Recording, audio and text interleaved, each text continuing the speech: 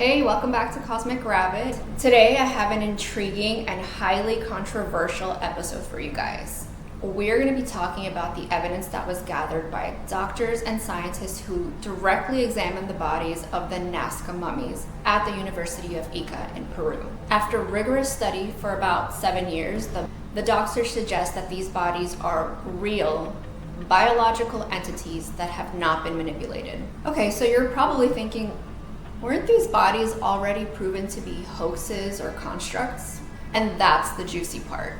Currently, there's a lawsuit against the Ministry of Culture of Peru, which is like a part of their government, by Nazca researchers for intentionally trying to misinform the public about the authenticity of these specimens. They don't want people of Peru to know, the world to know, that they do exist. They try to discredit the scientists by using fake bodies or dolls made of multiple species of animal parts and bones to try to present their arguments that they aren't real. Let me be transparent. There are bodies that were constructed.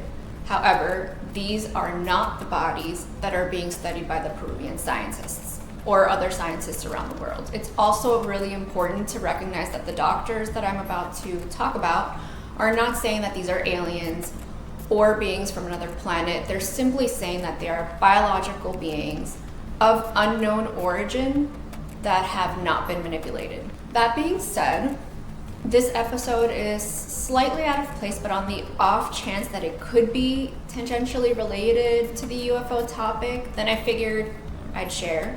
Either way, if it is a new species that's being discovered and it doesn't have anything to do with UFOs, it's still a really awesome discovery. The information that I'm going to be talking about today was what I learned from an interview that Pavel held with the biologist Dr. De la Cruz Rios and forensic anthropologist Dr. Zalce. And Pavel, you may have heard that name, who co-hosts with Christian Harloff and the Down to Earth UFO podcast, and also a YouTuber. So I will link that in the description below in case you're interested in checking them out as well. They're a great channel. If you haven't checked out this interview, Pavel's interview with these scientists, please do. I will definitely link that in the description. It was translated live. The doctors obviously speak Spanish, and Pavel did some translations. In today's video, I'd like to go over some of the key points that were talked about during the interview. It was almost like a 3-hour interview, and I believe there is an edited version so that it's a little shorter. And we're going to be going over the authenticity, the findings, and what's next for these specimens. It's important to note that the real bodies are currently at the University of Ica in Peru. The doctors that Pavel interviewed, Dr. Zalce Benitez and Dr. De la Cruz Rios, both said that whenever they had scientists or other personnel come and see the bodies in real life, and after conducting experiments and having analysis done, they have been able to basically authenticate for them being real bodies and not actually constructs or anything that's been manipulated with. Dr. Estrada and others claim that these bodies are fakes and hoaxes, and they're not actually talking about the bodies that have been authenticated and are at the University of Ica. Dr. Estrada is involved with the Ministry of Culture, and so they are or were trying to misinform the public with dolls that were constructed of different animal parts, and so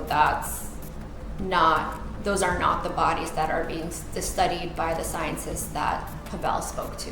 Other factors for their identification and verification were CT scans that revealed no discontinuity or manipulation on several parts of the bodies, and that was including their bones, their tissues, their like ligaments and things like that, their organs. As you'll learn later, they were covered in a specific type of substance that was able to preserve the bodies.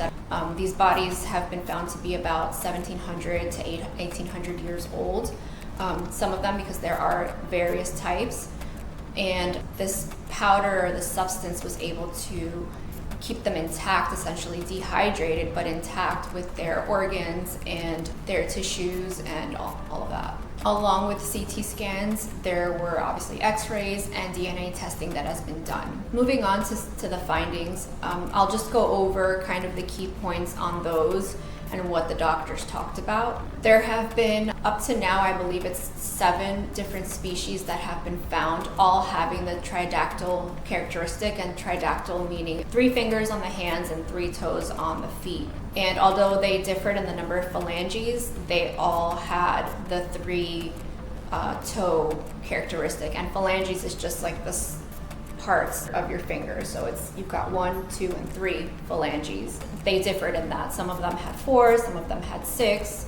And so you'll see that they all differ in the phalanges, but they all have the 3 toe characteristic. One of the important findings that the doctors did in support that it wasn't a construct of different animal bones is that the DNA showed it wasn't multiple species that was found within the DNA, and the DNA also showed no relation to any known common species currently on Earth that we know of. As I mentioned, there are 7 species that have been found so far. They differ in some characteristics, obviously, and sizes too. There are some that are much bigger, almost like human size, 5'5", and then there's really small ones that are about 60 centimeters, and I believe I also heard about 30 centimeters. They're kind of referred to as insectoids, but there's not much information on that.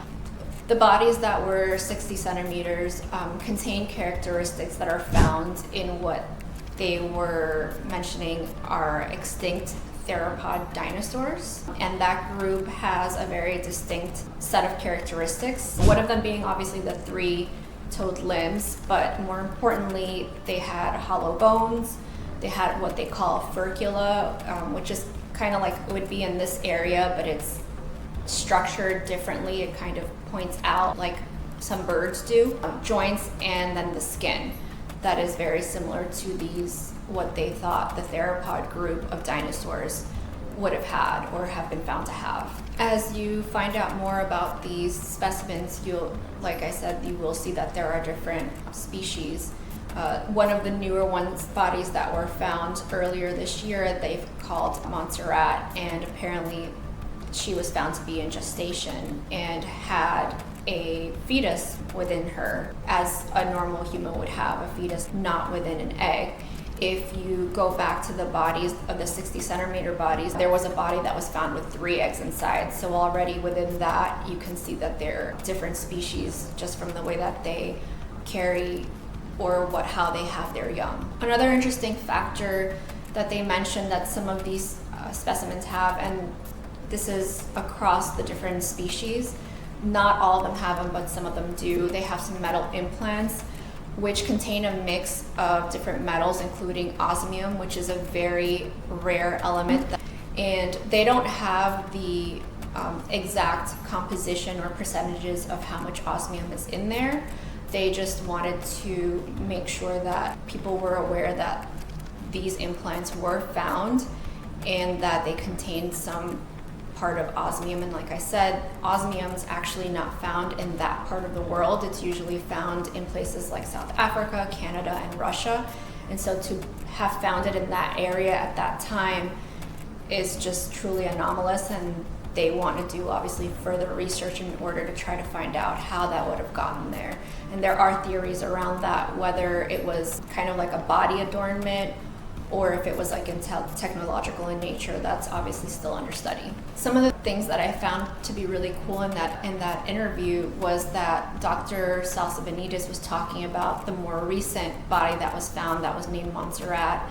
She was the female that had the fetus inside, and they were able to see very faintly, and I'll see if I could try to find the picture and circle it, but you can see the tridactyl's like head, and then you can see the spinal cord or the vertebra, and then you can kind of see like the hand, and you can see that there's 3, so it's almost like, it's crazy.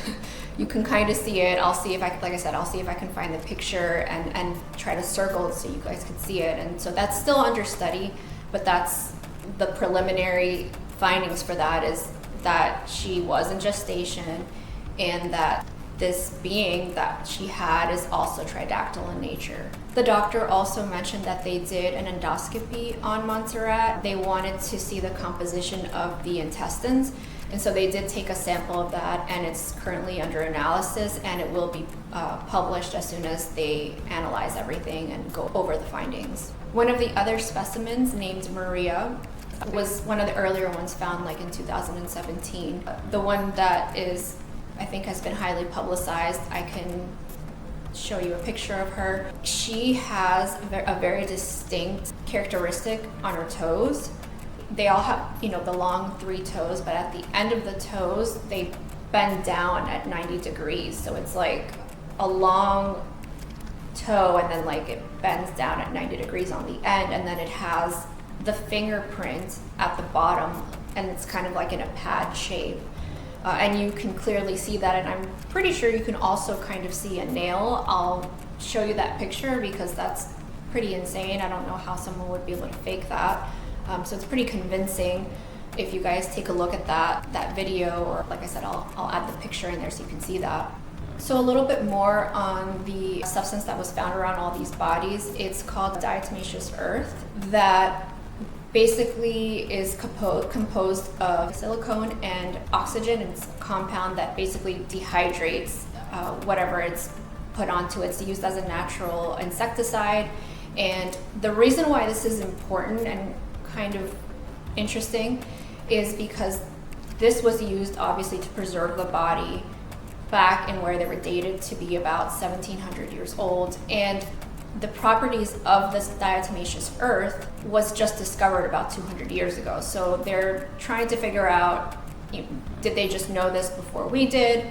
Or is this some type of advanced being who's had this information for longer? So I think either situation is probable.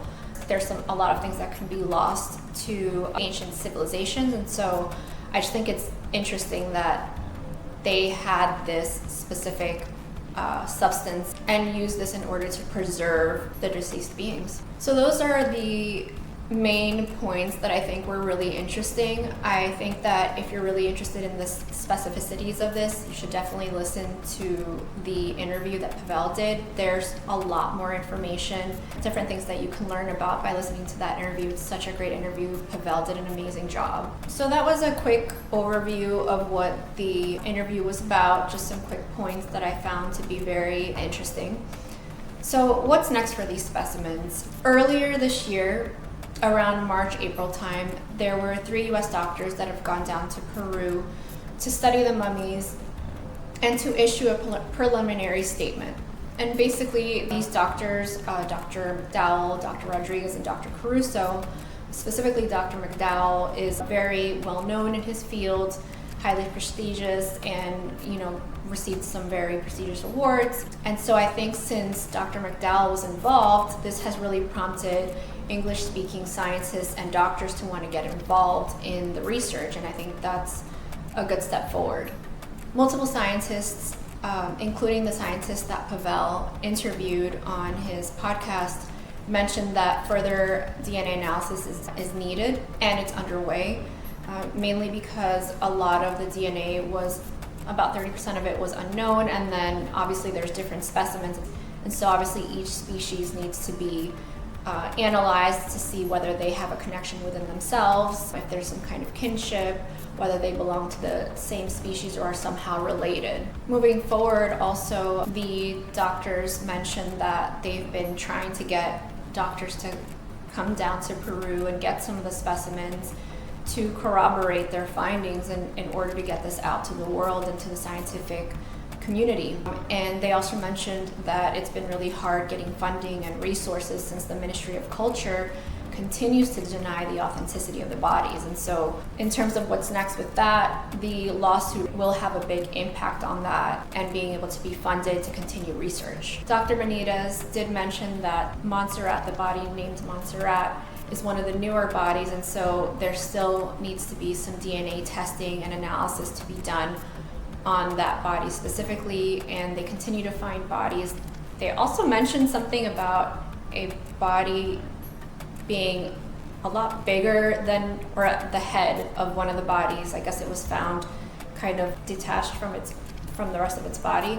And apparently this head is like a lot bigger than the other ones that they have found so far. It's a rumor, more or less, or it's probably a new finding that just hasn't been studied enough for the doctors to come out and say with certainty and with confidence in order to say, yes, this body is biological and real. And so that's just kind of some of the things that Pavel asked in there that he had heard from someone else, and so was just trying to get some more details on that. It's such a good interview, guys. You should definitely check it out. I'm gonna link that below. Okay, you guys, that's it for this episode. I hope you really liked what I was telling you guys about. It's super intriguing, and hopefully we will get to the bottom of it. There's a lot of twists and turns, a lot of information, misinformation, and so I think it's really hard to fake what some of these findings have shown us.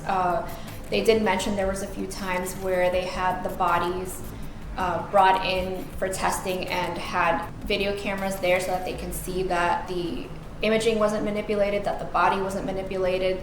I find it kind of difficult to see how they would have been altered or hoaxed, but you never know. I'm gonna be following on this, and hopefully we'll get some updated information on their most recent findings sometime soon. If you find this story to be particularly engaging or interesting, make sure you subscribe to the channel, like and comment, and then hit the notification bell so that you don't miss any uploads, especially regarding this topic. I'm going to make sure that I keep on this topic and follow up to see, because I think that there's a lot of different scientists from around the world. He did mention there's 4 other labs. I believe there's 2 in the US, 1 in Canada, and 1 in Mexico to corroborate the newest findings of the newer bodies. And so I'm sure you guys are gonna wanna keep in touch with that. Whether or not this is a UFO thing, it is pretty damn cool. All right, guys, thanks for watching. I hope you guys enjoyed this episode, and I'll see you in the next one.